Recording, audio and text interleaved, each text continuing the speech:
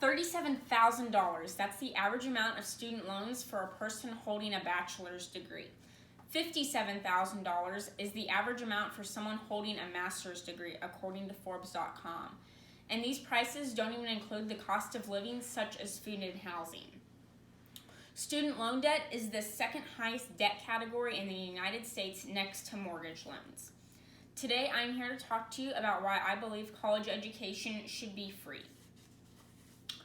In June 2018, the total student loan debt totaled more than $1.52 trillion, and this was only accumulated by 44.2 million people. David Lenenhart in the article of Free College says, "It's as if our society were deliberately trying to restrict opportunities and worsen income equality."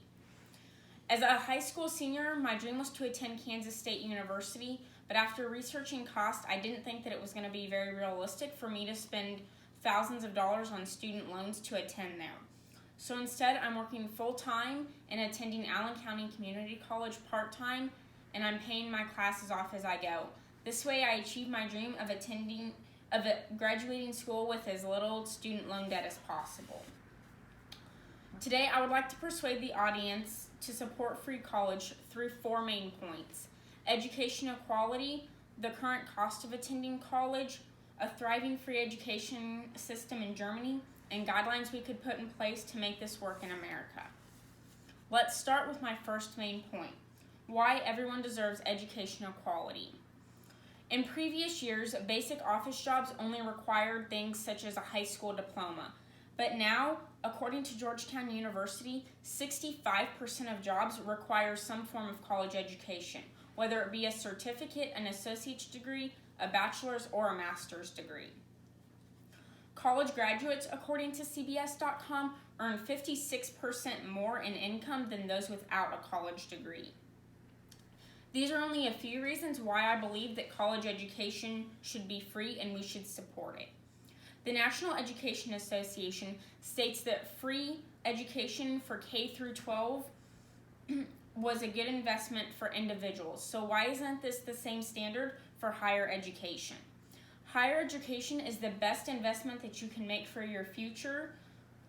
It ensures a stable life and more economic activity. Now that we've covered why everyone deserves education equality, let's move on to the current cost of attending college. Allen County Community College, for 14 hours on their website, lists the cost as $7,636. On the other hand, Kansas State University, for 14 hours, lists their average tuition price as $23,260. Granted, these costs do not include things such as deductions or scholarships and grants. While you can see that community college is cheaper, community colleges only provide certificates or associate's degrees, and many people end up moving on to 4-year colleges to earn their bachelor's or master's degree, so it still becomes very expensive for them. For those who are neutral on this position of free college, let me offer us compromise. Let's start with free community colleges and trade schools, and over a period of time, we can look at the results and then begin to potentially implement these standards into our other schools. Many people are against the idea of free college tuition because it raises taxes. However, more people working in the job force would create more tax and revenue within the government. According to BernieTax.com, a proposed adjusted tax bracket shows how free college tuition would be covered. Now that we have seen the current cost of college, let's move on to how it is working in a thriving system in Germany. This brings me to my third main point: why free education is thriving in Germany. Over a period of 65 years, according to AffordableSchools.net, Germany has funded state-free higher education. Via theconversationalist.com, citizens are taxed at a higher rate, but this was implemented over a period of 65 years, as I just previously mentioned. According to DW.com, Germany has implemented a dual education system, which means they pair vocational training with higher education, so they use the combination of training people for their jobs and teaching them to work with their free education system.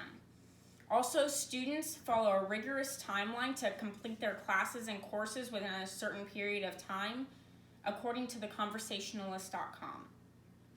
This system in Germany is proof that it could work in America and that everyone deserves free college. Now that we've explored how free education is thriving in Germany, let's look at guidelines that we could allow this to work in America. To help regulate this flow of students into Ivy League schools and Division I and II schools, I believe that we should still focus on ACT and SAT scores to admit them and to show their eligibility. However, I also think that when students are applying for these colleges, they should submit a resume such as you do for a job to sell yourself to that college and what you participated in high school and why that college should accept you. I also believe that students should have the option to rent textbooks all semester long with the option to buy them at the end for personal use, such as Allen County does. They don't offer to buy them at the end of the semester, but we do get to rent them. This public speaking book is $145.95 if you were to buy it. This psychology book is $153.93 if you were to buy it. And this college algebra book is $159.99 to buy it via Amazon. So you can see how renting textbooks would be much cheaper than having to buy them every single semester. For those who are neutral on this position, FAFSA right now bases their student basically reimbursement for their classes on the parents' income. But as a student whose parents are not paying for their college, that's not really fair to me because they're basing it off my parents' income, who obviously make a lot more money than I do. And so I think it would be great if we could find a way to balance that out based on who's paying for the classes, maybe the parents or the students. If we could find a way to balance that out, I think that would be a great compromise. For those who are against this, let's at least start with lowering tuition rates or reevaluating things such as the government Pell Grant. Currently, the Pell Grant is only available to those who do not have a bachelor's degree and only available to those who show a great financial need, according to tradeschool.net. Little strides like these can make a big difference in the futures of our schools. Today, I would like to conclude by reviewing my main points. Education equality, the current cost of attending college, a thriving free education system in Germany, and finally, guidelines that we could put in place to help this work in America.